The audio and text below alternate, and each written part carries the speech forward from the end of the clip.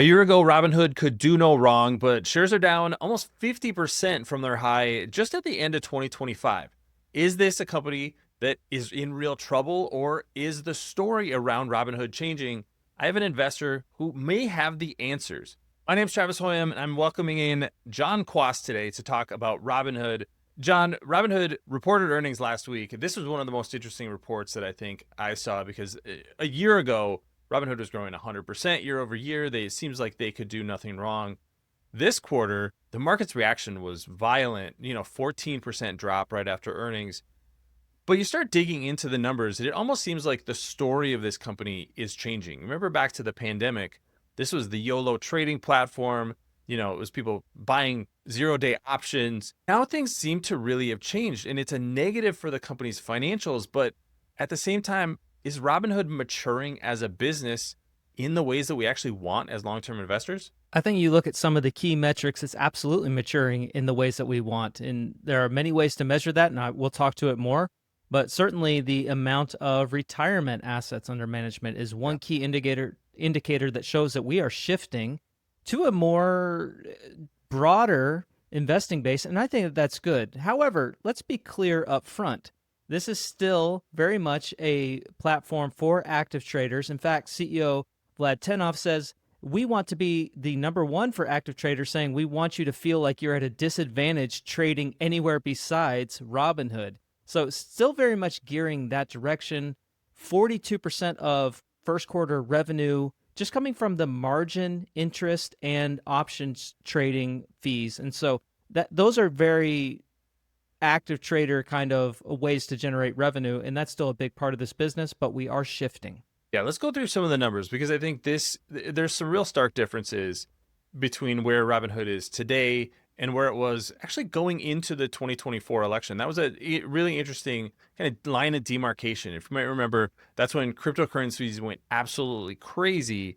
And you can see in this chart right here, the revenue for cryptocurrencies in the Q4 2024 quarter exploded to $358 million. That was up from $61 million just one quarter earlier. So that was when you started to have this phenomenal year over year growth. But over the past 5 quarters, that's really slowed down. Crypto's it hasn't, I wouldn't say gone into a winter, but it's gone into a little bit of a slump. So we've seen that revenue go down to now 34 million in the most recent quarter. You see kind of similar trends in the options business where that, it's still a big business for them, but it isn't exploding the way that it once was. Is long term, is that a positive to be less reliant on, in particular, options and cryptocurrencies? Or is that me kind of like reading into things a little too much? No, I don't think you're reading into things at all there. In fact, when you look at Robinhood aspirationally, it essentially wants to be the global platform for trading all sorts of things.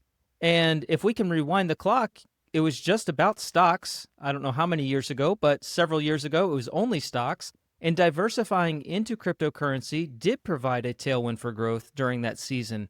And so it stands to reason if we further diversify the business into many of the things that it wants to diversify into, we can debate the merits of prediction markets, but a huge thing that it is moving into now, that is more optionality. It's more ability to grow revenue over the long term rather than being focused on a single market in a single product. You brought up the products, and I do think this is interesting. I'll put up the slide that they showed, but their product velocity is something they have often touted. And so if we just look at just in the first 3 months of the year, more cryptocurrencies added, more prediction markets added. Again, I don't know if that's necessarily good or bad long term. Robinhood Chain, so moving things to the blockchain, launched on their testnet. They have a new platinum card. Their ventures fund, which I think is at least an interesting product. You have over the past couple of years the launch of the gold credit card. That's one of the reasons I'm a gold member. So I'm a user of a lot of these products. They didn't used to have Roth IRAs.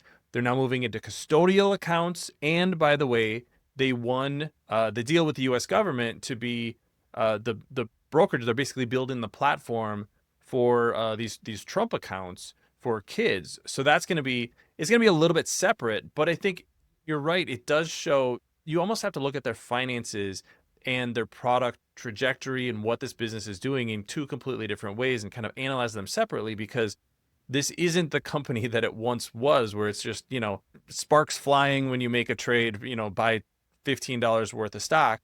Now it is a real place that you as a family can build wealth over time. And that seems like the maturation that Robinhood was criticized for not being a mature company, but it seems like it's getting there, and it's a little bit of a painful process. Yeah, it's such a big deal when you think about this is what we mean when we say there's advantages to being a tech native company. It's not Yeah. that it's offering necessarily novel products, but it is able to move to market with incredible speed and more flexibility, more just maneuverability to where things are because it is a tech native company. And that is a disadvantage to more of the traditional incumbents can't usually move as fast. So when looking from an investment point of view, that is something really important to consider. You mentioned the Trump accounts. That is a very interesting angle that doesn't fully even start ramping up till July 4th when things really get taking off. And that could potentially be something that, yeah, kids from a young age are familiarized with Robinhood because of that move, and something really, really interesting to watch. Yeah, and that's going to be a cost plus kind of a business for them. So it's not going to be a huge revenue driver or growth driver. I think they said they were adding $100 million in costs to kind of their projections, but that was going to be covered by the government with paying for that. And so, yeah, it's more familiarizing yourself with Robinhood, getting comfortable with that platform, and that's going to be, potentially millions of new customers. I want to talk about one of the trends that I've been watching is the user trends, because I think if there's a criticism of Robinhood over the past couple of years is that they're just not growing. A lot of the ways you look at a company like SoFi, they're adding 30% more members year over year. Robinhood is not doing that, and a couple of numbers I want to point out here. They report the monthly active users that actually peaked in Q4 2024. We talked about that jump, right around the election time. That is when that happened. 14.9 million users that were active on a monthly basis. That is actually down to 13.5 million. Over that same period of time, though, this is where I think there's maybe that maturation of the business. The number of funded customers has continued to go up. So the percentage of customers who are basically inactive, who are just, hey, I've got some stocks, I've got some, index funds on Robinhood. Maybe I have a retirement account. We'll get to that in a moment. But that percentage of people is going up.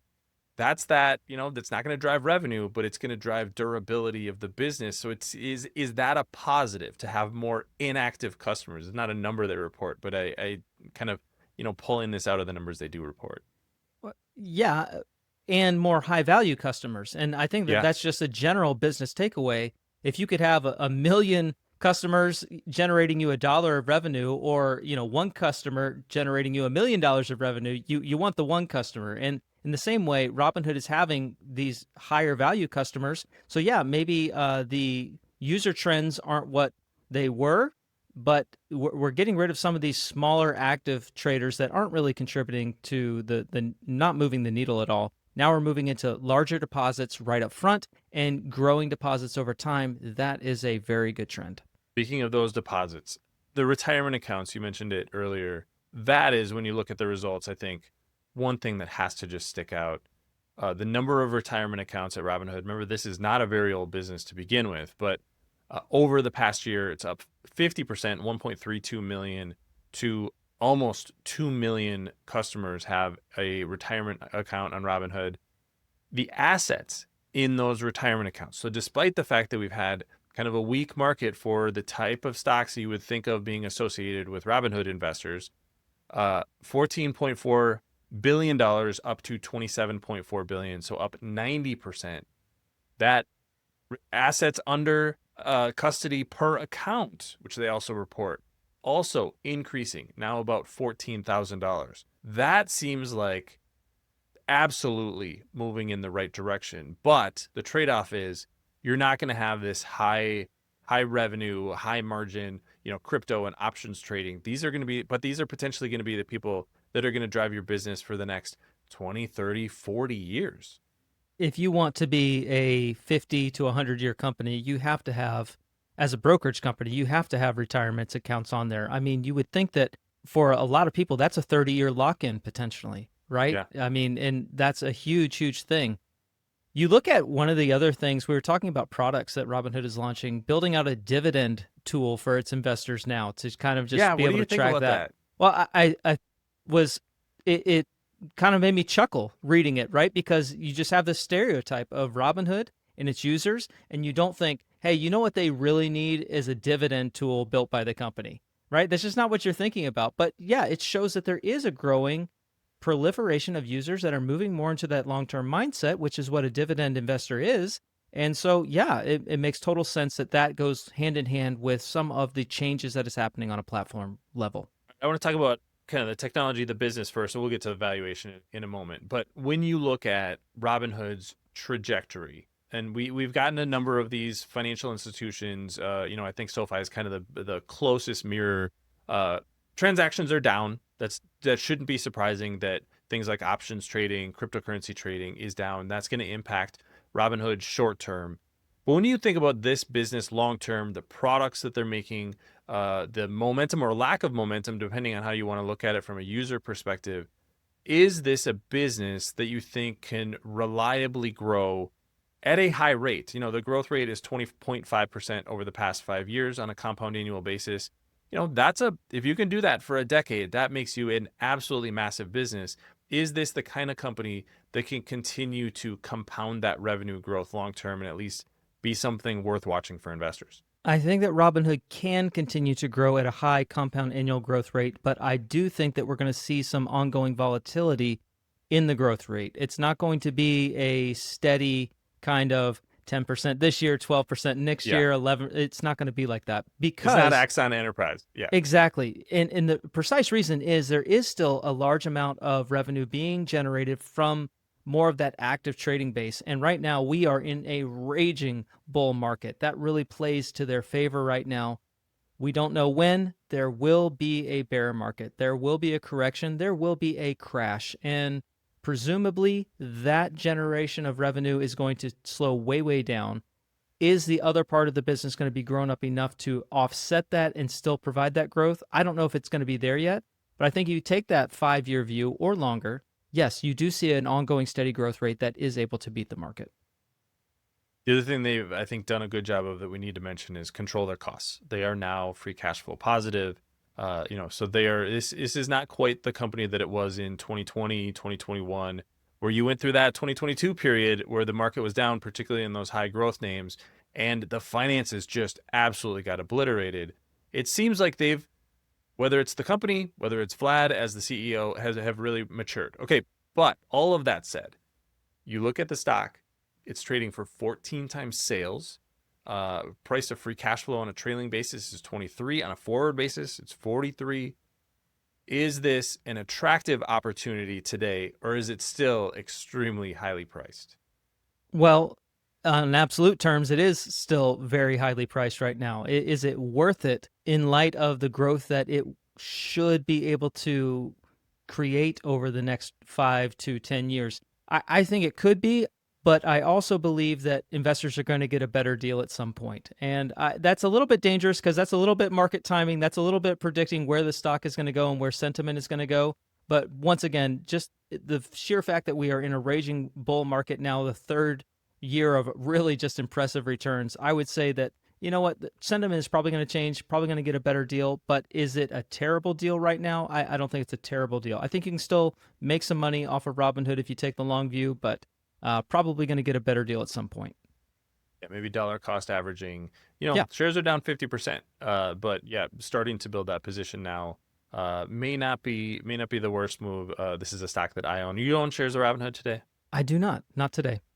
All right, we'll see if we can, if there's a price that John would be interested in buying. Let us know your thoughts on Robinhood stock in the comments section below. Don't forget to follow The Motley Fool here on YouTube. We will be back with more soon. Thanks for watching, everybody. See you here next time.